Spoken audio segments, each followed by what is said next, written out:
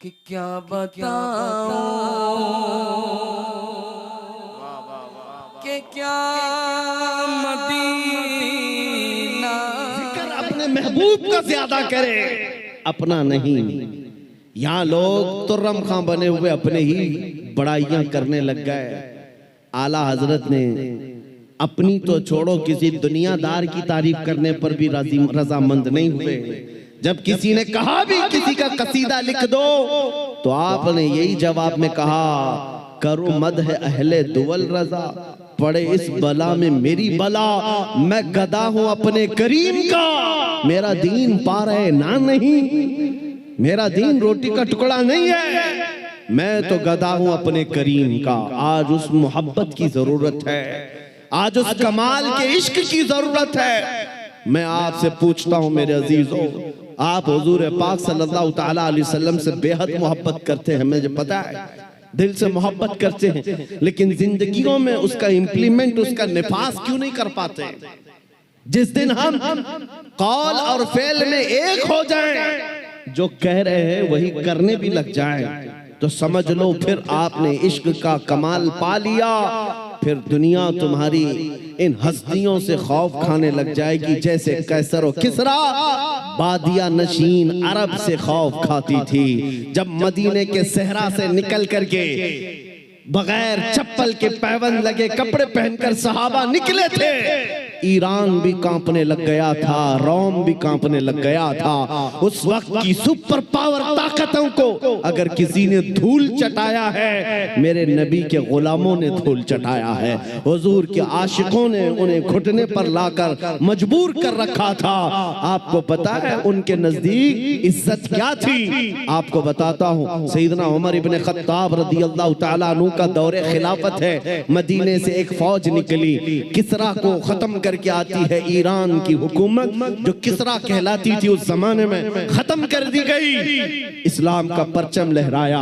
वो दौर ऐसा था, सुपर पावर था उस वक्त ईरान, सुपर पावर ताकत थी, हजारों नहीं लाखों की फौज उनके पास थी। जब टुकड़े टुकड़े हो गए, सहाबा की हुकूमत आई, माले गनीमत हाथ आया, तो बहुत सारा माल वहां से मदीने लाया गया, उसमें कीमती सामान भी थे। उस वक्त मदीने तैयबा ईरान के बादशाह के दरबार में बिछाया जाने वाला सबसे महंगा कालीन भी मदीना आया, लाया गया। सहाबा ने उमर इब्ने खत्ताब अमीरुल मोमिनीन रदियल्लाहु ताला अन्हु के पास वो कालीन पेश किया। कहा ये कालीन वो है, बादशाह जब किसी से बहुत खुश होता तो थोड़ी देर इस कालीन पर उसको बिठा देता और वो जिंदगी भर बैठने वाला फख्र करता, मैं बादशाह के महंगे कालीन पर बैठ कर आया हूँ, मैं बादशाह के महंगे कालीन पर बैठ कर आया हूँ। इस कालीन की अजमत है, लोग इसकी बड़ी तारीफ करते हैं, बड़ी बुलंद कालीन है। हम मदीने ले आए हैं, उमर इब्ने खत्ताब के पास दिया गया, कहा गया कि आप इसको सही जगह इस्तेमाल करें।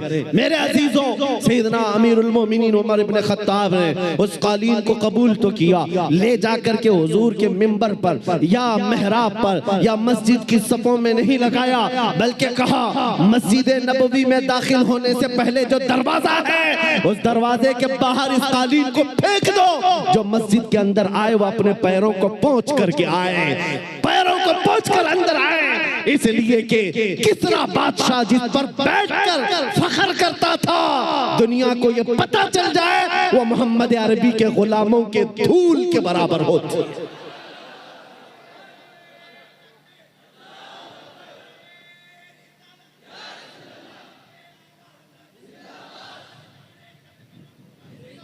उन्होंने इज्जत तख्त तो ताज में नहीं ढूंढी, मेरे नबी पाक की निस्बत में इज्जत ढूंढी। आपको पता है एक साहबी हजरत नौमान एक बादशाह के यहाँ गए थे, तवज्जो, बादशाह के यहाँ मेहमान बुलाए गए थे, कासिद बनकर गए।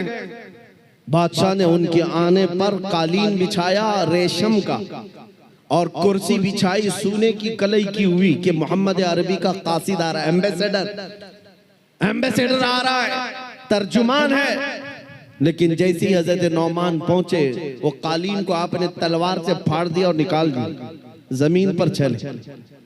फिर जब कुर्सी के पास आए, देखा सोने की कुर्सी है, पांव से धक्का मारकर गिराया और कहा मुझे सादी कुर्सी लाओ, दूसरी। बादशाह ने कहा ये इतना गुरूर है, मोहम्मद अरबी सल्लल्लाहु अलैहि वसल्लम के गुलामों में इतना एटीट्यूड। उस सहाबी ने कहा ये गुरूर और तकब्बुर नहीं है, मैं मेरे नबी का गुलाम, मेरे मुस्तफा का गुलाम। मेरे नबी की शरीयत में मर्दों के लिए रेशम भी हराम है, सोना भी हराम। मर्दों के लिए रेशम का इस्तेमाल हराम है और सोने का इस्तेमाल, गोल्ड का इस्तेमाल हराम है। बादशाह से उन्होंने कहा तू सारी दुनिया की कुर्सियों को सोने की बनाकर लाकर रख दे, तब भी नबी का ये गुलाम सबको ठोकर मारेगा, अपने नबी की शरीयत को गले लगाएगा। उसी गुलाम की आवाज थी, उसी नबी के गुलामों की आवाज थी जो आज मैं मैसेज में कहना चाहता हूं। नौजवानों, फख्र करना हो तो अपने नबी की निस्बत पर फख्र करो। दुनिया अगर आज तुम्हें मुसलमान कहती है तो दाढ़ी मुंडाकर, टोपी छुपाकर, लोगों में छुपने की कोशिश करके सेकुलर बनने की कोशिश मत करना। दुनिया पहचानती है तो और पहचान बढ़ाओ। किसी ने मुझसे पूछा था क्या इस जमाने में दाढ़ी रखना अब भी वाजिब है? मैंने कहा अब के जमाने में तो और भी बड़ा वाजिब है, इसलिए कि जिनको तलवार और चाकू नहीं चुभती उनको हमारी दाढ़ी चुभती है। मैंने यही कहा, ऐ नौजवान, लोगों को चोटी रखने में शर्म नहीं आती, मुझे नबी की दाढ़ी रखने में क्यों शर्म आएगी? अगर लोग नंगा घूमकर फख्र कर सकते हैं, मैं मेरे नबी के अखलाक पर फख्र क्यों नहीं कर सकता? दुनिया को अगर हक है फैशन करने का, मुझे मेरे नबी की अदाओं पर फख्र करने का क्यों नहीं हक है? बस नौजवानों, खता हमसे हुई है, हम इन नंगों के पीछे भागने लग गए। अल्लाह ने हमारी इज्जत व वकार को खत्म कर दिया। नौजवानों, दुनिया अगर तुमसे पूछती है तुम्हारे पुरखों का नाम बताओ, तुम्हारे बड़ों का नाम बताओ, हमारे बड़े तो बादशाह थे, हमारे बड़े तो फलां थे फलां थे, तुम अपने पुरखों में अपने बाप दादाओं का नहीं, बल्कि यूं कहो मेरे पुरखों में जो नाम आता है वो खालिद बिन वलीद का है, मेरे पुरखों में जो नाम आता है वो सलाहुद्दीन अय्यूबी का है, वो शहाबुद्दीन गौरी का है। इसलिए कि ये वो नाम है जो अज़मत मुस्तफा के परचम लहराते थे, नबी की गुलामी में इज्जत ढूंढते थे। एक वक्त था जब यहूदी और ईसाई माएं रात को अपने बच्चों को थपक कर सुलाती थी, ये कहते हुए बच्चे सो जाओ वरना सलाहुद्दीन आ जाएगा। नबी के गुलामों की हैबत ऐसी थी, वो इसलिए थी कि उन्होंने अपने बलबूते अपनी ताकत पर इज्जत नहीं कमाई, मेरे नबी की निस्बत में इज्जत कमाई थी। आज भी एक ही हल है हमारे पास, वापस आ जाओ उस पॉइंट पर, उस नुक्ते पर जहां मेरे मुस्तफा ने हमें छोड़ा था, हुजूर ने सहाबा को जहां छोड़ा उस नुक्ते पर आ जाओ। इधर उधर की बात न करो।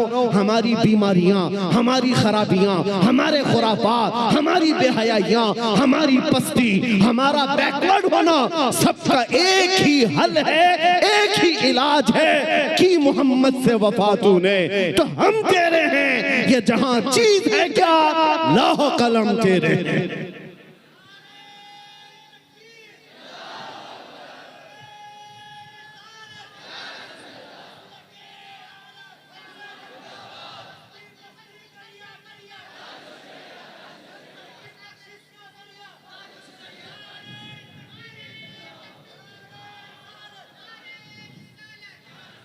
अब ये यकीन भी होने लग गया, अल्लाह की जात से मैं कभी नाउम्मीद नहीं और किसी मुसलमान को होना भी नहीं, नाउम्मीद ही नहीं।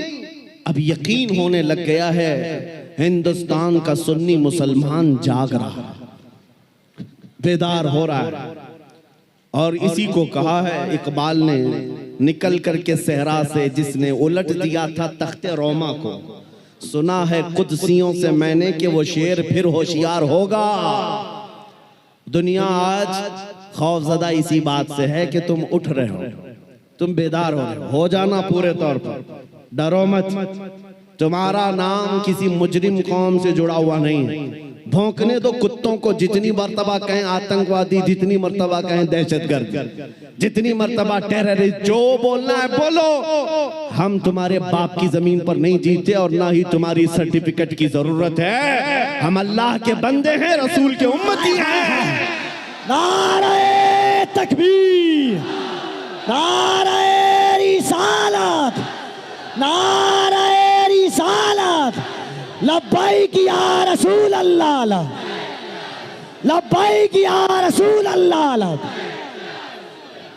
और आपको खौफजदा होने की जरूरत नहीं। जितने पाखंडी गुफे में बैठ करके प्लान बनाकर सोशल मीडिया में छोटे छोटे वीडियो वायरल करते हैं और दहशत फैलाते हैं, कभी किसी मुसलमान की मॉब लिंचिंग करके, कभी किसी के कत्ल की वीडियो वायरल करके, और कभी किसी गुफे में बैठ करके ये कहना इस्लाम का विनाश कर देंगे, इस्लाम को खत्म कर देंगे। मैं चैलेंज करता हूं, तुम अकेले नहीं, तुम्हारे जितने नाजायज बाप है सबको शामिल कर लो, जितनी नाजायज औलाद हैं सबको मैदान में ले आ जाओ, जितने कीड़े मकोड़े हैं सब आ जाएं। इस्लाम को चंगेज ने कुछ नहीं कर सका, हलाकू से कुछ नहीं हो सका। जिन्होंने हमारी खोपड़ियों से मीनार बना दिया था, जिन्होंने मुसलमानों के खून से दरियाए दजला को लाल कर दिया था, उस दौर में इस्लाम खत्म नहीं हो सका। तुम्हारी 5 साल की नशेड़ी हुकूमत से क्या खत्म हो सकता है? इस्लाम तेरी नफ्स दोनों हाथों को उठाकर नारे तकबीर, नारे रिसालत, मजहबे इस्लाम से, अजमते इस्लाम से, शौकते इस्लाम से, रिफाते इस्लाम से, पैगंबरे इस्लाम से, नामूसे इस्लाम से। ये जवानी बरकरार है। उनको बुला करके कभी नेताओं को भी दिखा दे। वो दिन के 12 बजे वोटों का मजमा जमा करके फख्र करते हैं पब्लिक हमारे साथ, उनको ऐसा ही लगता है। और शराब के धुत में जमा होने वाला मजमा और है, इश्क मुस्तफा में आने वाला मजमा और है। 500-100 रुपए लेकर के दिन के उजाले में आना और है। तुम्हारा मजमा दिन के 12 में होता होगा, हमारा मजमा रात के 12 के बाद गर्म होता है। या आओ देखो, ये रात नहीं लगती इन दीवानों के यहाँ, ना रात है, बल्कि मैं तो कहता हूँ हम सुन्नियों के यहाँ कोई संडे भी नहीं आता है। जो रात मेरे नबी के नाम है वो रात हमारी ईद की रात है,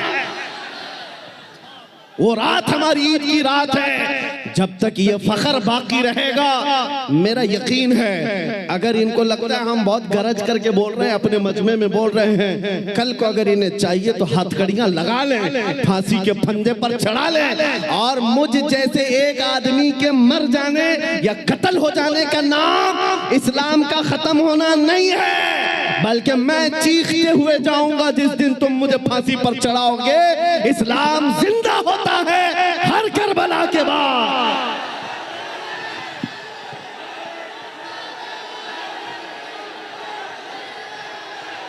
हेलो, लब्बैक लब्बैक या रसूल अल्लाह, लब्बैक लब्बैक लब्बैक या रसूल अल्लाह, लब्बैक लब्बैक लब्बैक या रसूल अल्लाह, लब्बैक लब्बैक लब्बैक या रसूल अल्लाह, लब्बैक लब्बैक लब्बैक या रसूल अल्लाह। नारे तकबीर।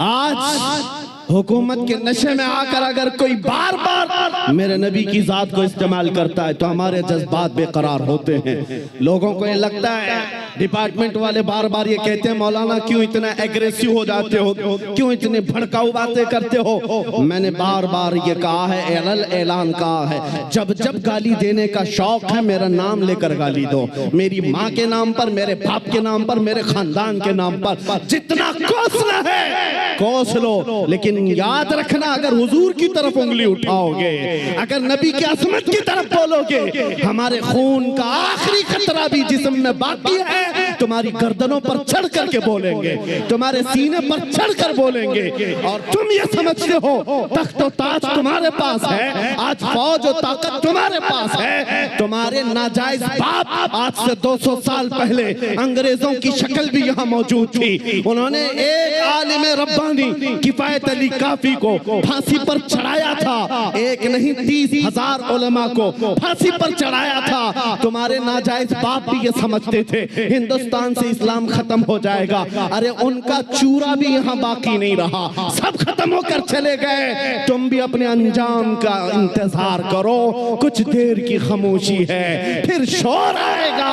आज कुत्तों का वक्त है, कल हमारा दौर आएगा।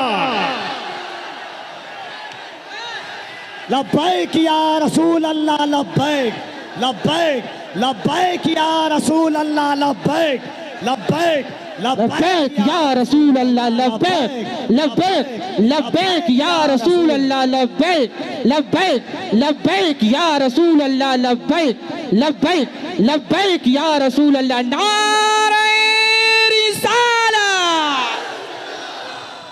लोग अगर ये पूछते हैं आपकी जज्बाती तकरीरों से होता क्या है, मैं सिर्फ इतना ही कहता हूँ क्या होता है पता नहीं, लेकिन मेरा यकीन ये कहता है मैं जज्बात में लाऊंगा। कोई बच्चा बुज़दिली से नहीं मरेगा इंशाअल्लाह, कोई नौजवान तुम्हारी जूतियां चाट करके नहीं मरेगा, तुम्हारे हाथों में फंस भी जाएगा, नबी नबी कहकर दुनिया से जाएगा। हम अपने जज्बात को जिंदा रखते हैं इसलिए कि जज्बात नहीं है तो वो नामर्द आदमी है। अगर जज्बात हुजूर के लिए जिंदा है उसी को मैं मर्द समझता हूँ, उसी को इंसान समझता हूँ। और जो बेगैरती की बात करते हैं, अरे मसलहत का भी ख्याल करो, हिकमत का भी ख्याल करो, हालात का भी ख्याल करो। ये हालात तुम्हें मुबारक, मुझे मेरे नबी की इज्जत मुबारक। अगर इन हालात में नबी की इज्जत महफूज नहीं है तो हम आजादी से घूम कर कौन से मजे उठा सकेंगे। वो सहाबा की बात तो सुनो, जब जंगे ओहद में ये बात मशहूर हो गई, हुजूर का कत्ल हो गया, सहाबा ने तलवारें छोड़ दी, हाथों से तलवारें छूट गई। इस वजह से कितने काफिरों ने सहाबा का कत्ल कर दिया, कत्ल हो गए 70 सहाबा। क्यों? जब ये खबर फैली थी ना कि हुजूर का इंतकाल हो गया, सहाबा बेइख्तियार कहने लगे अल्लाह के नबी अगर नहीं है तो फिर जिंदगी कहते किसे? हुजूर आप नहीं हैं तो जिंदगी क्या है? इसलिए ऐ सुन्नियों, आज हमारा जज्बा यही होना चाहिए, अगर हुजूर का नाम सलामत नहीं तो फिर हमारी जिंदगी किस काम की? हम किस खाक के लिए जीते हैं? आज के बाद तकलीफों से और मुसीबतों से घबराना नहीं, तुम अपने दीन पर अमल पैरा रहो। गैर कानूनी कामों की बात मैं नहीं करता, चाकू छुरी तलवार बंदूक की भी बात नहीं करता। मैं तो बात सिर्फ इतनी कहता हूँ, हुजूर का इश्क इतना भर लो कि तुम्हारे चलने फिरने से भी कीड़े फना हो जाए। हाँ, तुम्हारे किसी हथियार की जरूरत नहीं, तुम हुजूर के आशिक बनकर गलियों से घूमो, कुत्ते यूं ही मर जाएं। हाँ, पागल होकर मर जाएं, सिर्फ तुम्हारी खुशबुओं से मर जाएं। बात इतनी है। और मैं आज आखिरी बात ये कहता हूँ, सहाबा का मसलक यही था, उन्होंने कोड़े भी खाए, तलवारें भी खाई, जख्म भी खाए। एक साहबी साद इब्न रबी जिनके 12 नेज़े लगे थे, पेट फट गया था। जंगे ओहद में फिर भी कह रहे थे जो आए हुए सहाबा, जाओ नबी को मेरा सलाम कह देना, मैंने उनकी हिफाजत का हक अदा नहीं किया। पेट फट गया, तब भी ये कहते थे हम आज नरम नरम खाने खाकर, गरम गरम बिस्तरों पर सोकर, सिर्फ यहाँ बैठकर नारे लगाकर समझते हुजूर की इज्जत की हम हिफाजत करते हैं। मेरे अजीजों, बदलना है हमें जिंदगी, बदलना है हमें जिंदगी। कब तक ये गाने सुन सुन करके निफाक दिल में पैदा करते रहोगे? बॉलीवुड और बॉलीवुड के हॉलीवुड के नगमों पर नाचते रहोगे? तुम जिंदगी बदल डालो। आज दुनिया, मैं आपको बताऊं, सादी हजरत फखरुद्दीन राजी बहुत बड़े हकीम है, कहते हैं एक मैंने हकीमी में, डॉक्टरी में एक चीज